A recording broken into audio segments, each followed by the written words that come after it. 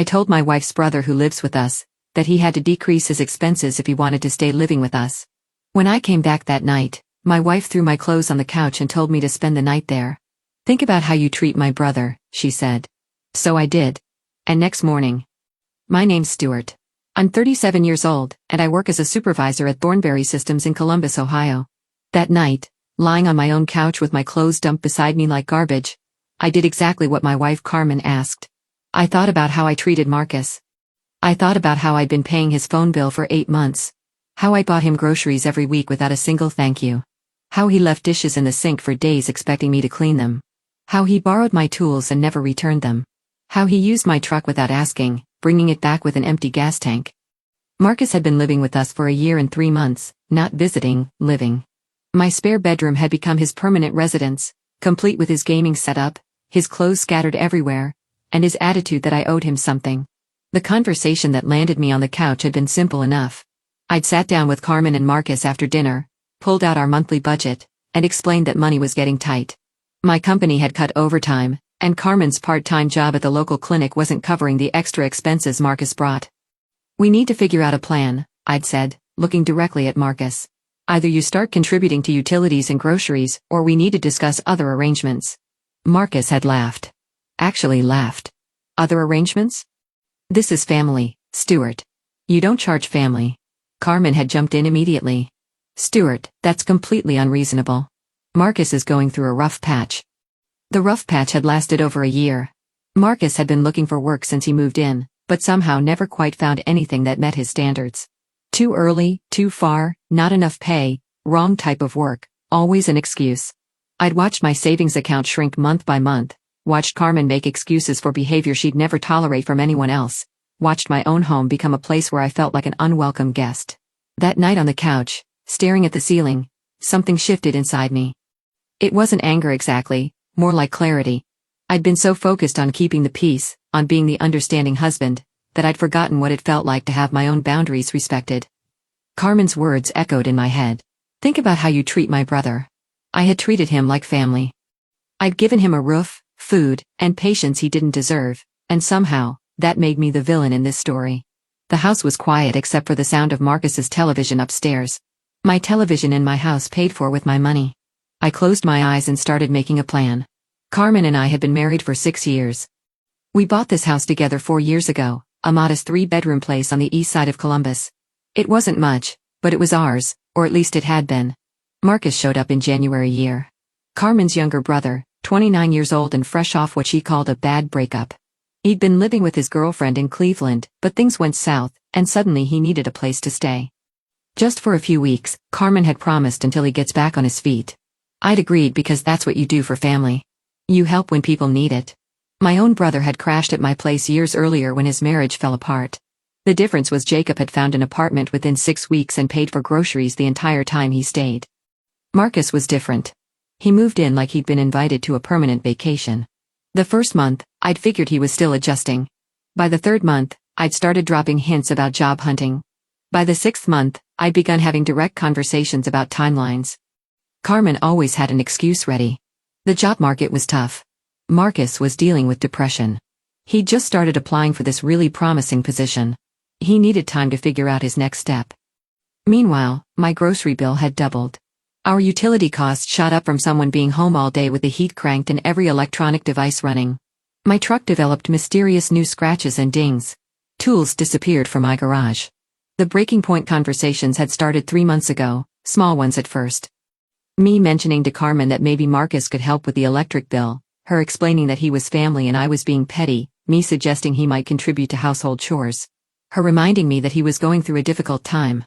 Last month, I tried a different approach. I'd sat down with Marcus directly, man to man. Explained that I wasn't trying to kick him out, but we needed to establish some ground rules about expenses and responsibilities.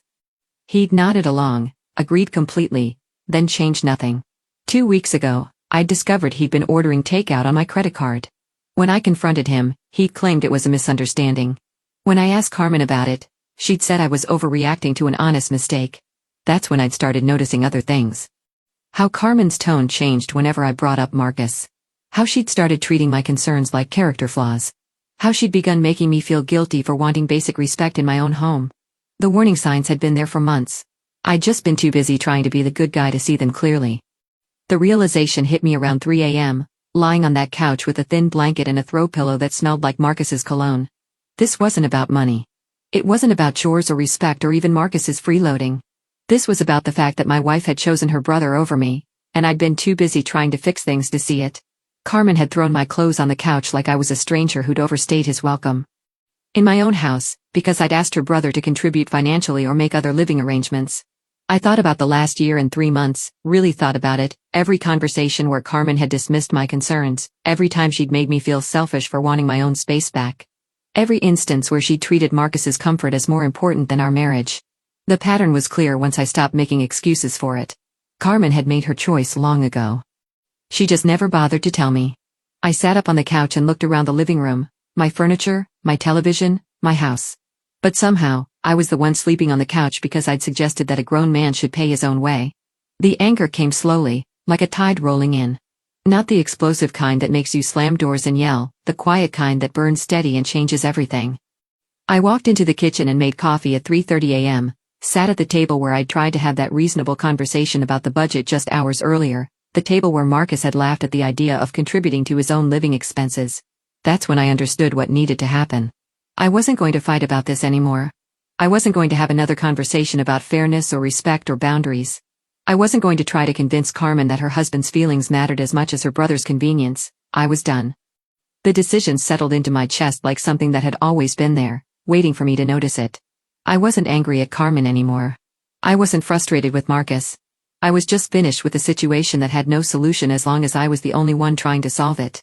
I finished my coffee and went back to the couch, but I didn't try to sleep. Instead, I started making a mental list of everything I needed to do. First, I'd call my boss and take a personal day, then I'd start looking for an apartment. Something small, something mine. Somewhere I could drink coffee at my own kitchen table without feeling like an intruder. The sun was coming up when I finally closed my eyes. For the first time in months, I felt like I could breathe. Carmen found me drinking coffee in the kitchen the next morning. She was already dressed for work, moving around like nothing had happened, like she hadn't banished her husband to the couch the night before. "You left the coffee maker on all night," she said, not looking at me. "I made fresh coffee at 3:30. She paused, finally meeting my eyes. "Stuart, about last night. I've been thinking about what you said, about how I treat Marcus." Her expression softened. She probably thought I was going to apologize. "Good. Because he's family, and family doesn't. I'm taking a personal day today. We need to have a real conversation about this situation." The softness disappeared. "What kind of conversation?" "The kind where we figure out if this marriage is still working for both of us."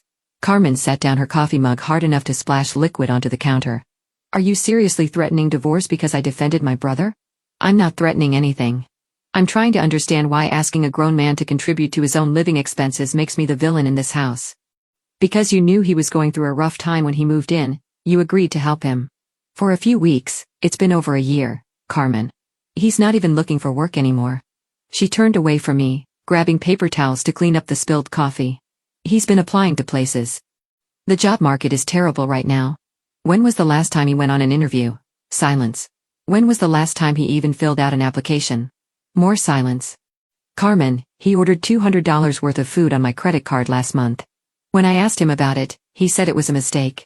When I asked you, you said I was overreacting. It was a mistake. He's been using my truck without permission for months. Yesterday, I found out he borrowed $500 from your cousin Danny and never paid it back. How is any of this my fault for bringing it up?" Carmen finished cleaning the counter and turned back to me. Her face had that sad expression I'd learned to recognize, the one that meant she'd already made up her mind and wasn't interested in hearing alternatives. "Marcus is going through the worst time of his life. His girlfriend left him. He lost his apartment. He's struggling with depression. And instead of supporting him like family should, you're nickeling and dimming him over groceries and utilities." "I'm not nickeling and diming anyone. I'm asking for basic respect and responsibility from someone who's barely holding it together."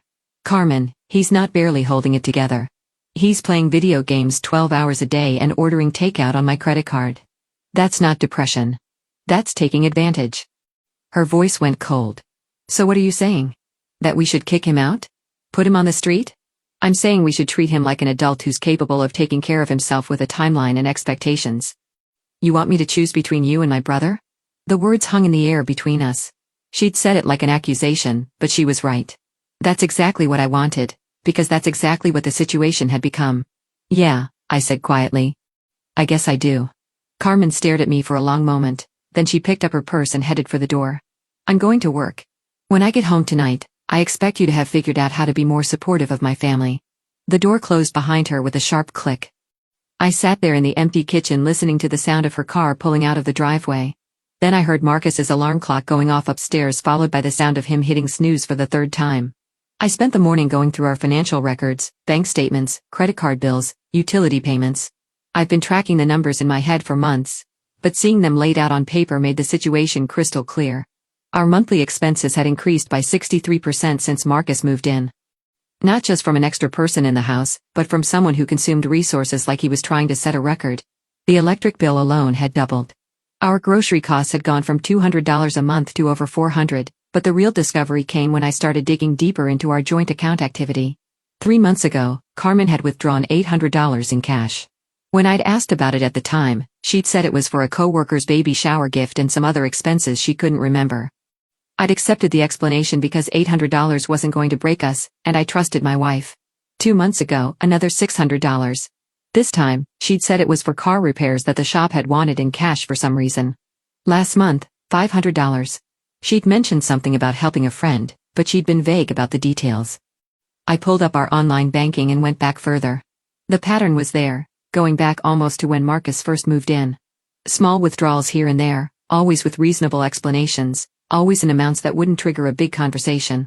Marcus wasn't just not contributing to the household. Carmen had been giving him money, our money. Money she'd been taking from our joint account and handing over to her brother without telling me. I sat back in my desk chair and stared at the computer screen.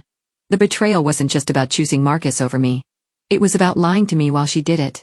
I thought about all the conversations we'd had about money being tight, how I'd been picking up extra shifts when I could find them, how I'd been putting off replacing my work boots because we needed to watch our spending, how I'd been feeling guilty about every small purchase while Carmen was secretly funding her brother's lifestyle. The phone rang. Carmen's name on the caller ID. I've been thinking about this morning, she said when I answered. I think we both said things we didn't mean. Did we? Stuart, I know this situation isn't ideal, but Marcus really is struggling and he's family. I need you to understand that. How much money have you given him? Silence. Carmen, how much money have you given Marcus from our joint account? I don't know what you're talking about. I'm looking at our bank statements right now. Cash withdrawals going back over a year, always with explanations that didn't quite add up. More silence. Jesus Christ, Carmen, how much?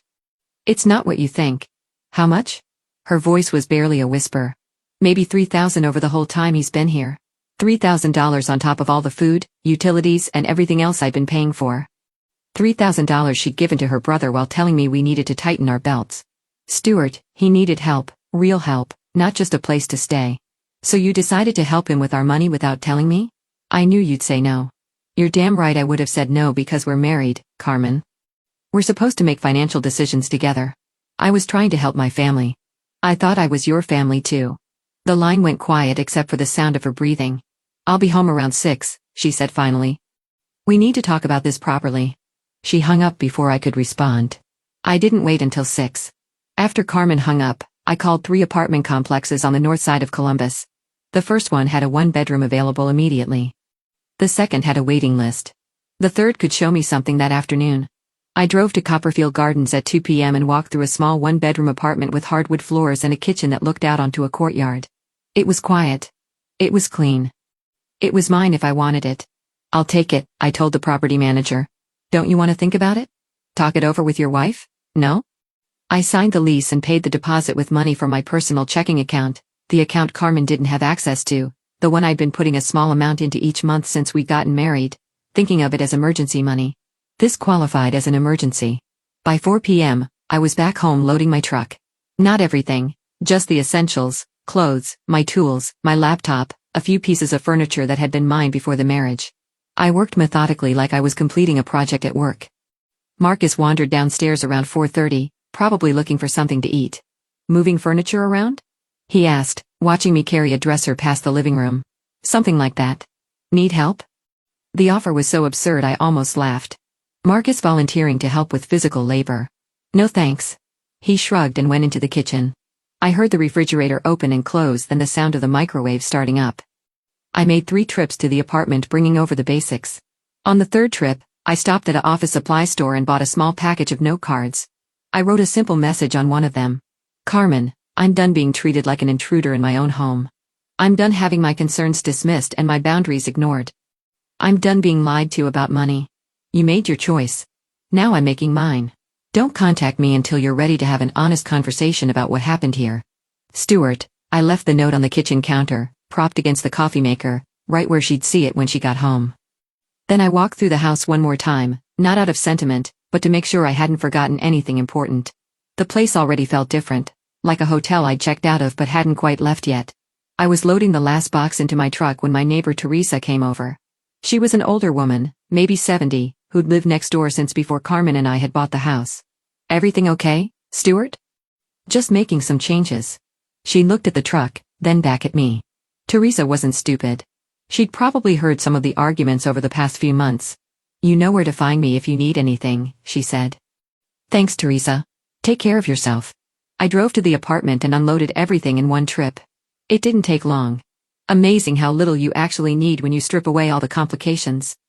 By 6:30 p.m., I was sitting in my new kitchen with a beer and a sandwich, looking out at the courtyard. No television upstairs.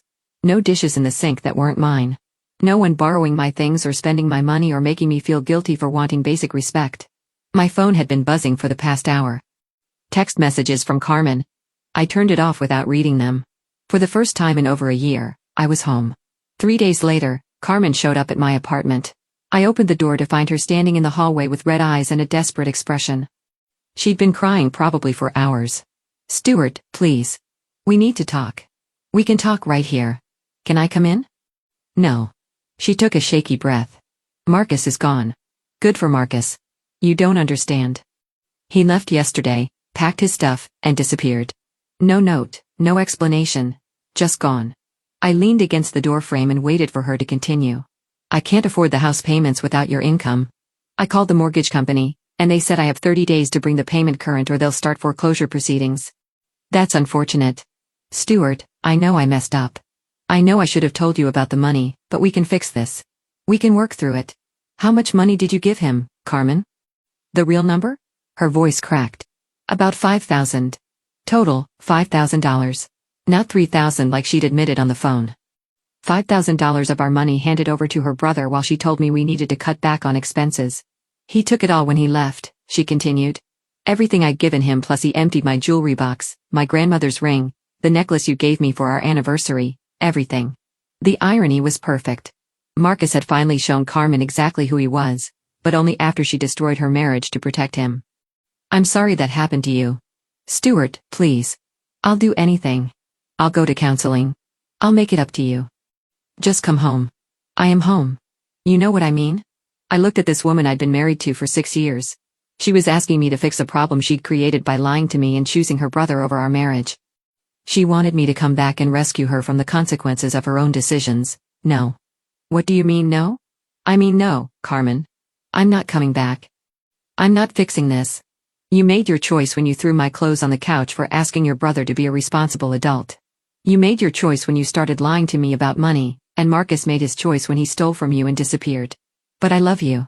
If you loved me, you wouldn't have treated me like the problem for over a year. She started crying harder. Please don't do this. Please don't leave me. I already left 3 days ago. 6 months later, I ran into Carmen's cousin Danny at a hardware store in Reynoldsburg. Hey, Stuart. How have you been? Good, Danny, you? Can't complain. He paused, clearly debating whether to bring up the obvious topic. I heard about you and Carmen. Yeah. For what it's worth, I never understood why she put up with Marcus's garbage for so long. Guy was a professional mooch. You hear from him lately? Danny shook his head. Not since he disappeared. Carmen asked around trying to find him. Turns out he'd been borrowing money from half the family and never paying anyone back. My wife told me he owed her sister $800 from 2 years ago. The picture kept getting clearer. Even months later, Marcus hadn't just been taking advantage of Carmen and me. He'd been working his way through the entire family, one generous relative at a time. How's Carmen doing? Lost the house last month. She's renting a room from her friend Julie now. Works 2 jobs just to pay for that. Danny looked uncomfortable. She asks about you sometimes, whether anyone's heard from you. I'm doing fine. Got my own place. Picked up some freelance work on weekends. Life's good. And it was good, better than it had been in years. I'd learned to cook for myself again, made friends with my neighbors, started taking evening walks without wondering what crisis would be waiting for me when I got home. Carmen had lost her house, her brother, and her marriage because she'd chosen to enable someone who didn't deserve it. Marcus had burned through his welcome with everyone who tried to help him, leaving a trail of debt and broken trust. Me? I'd learned that sometimes walking away is the only way to save yourself. Some lessons cost more than others, but they're always worth it in the end.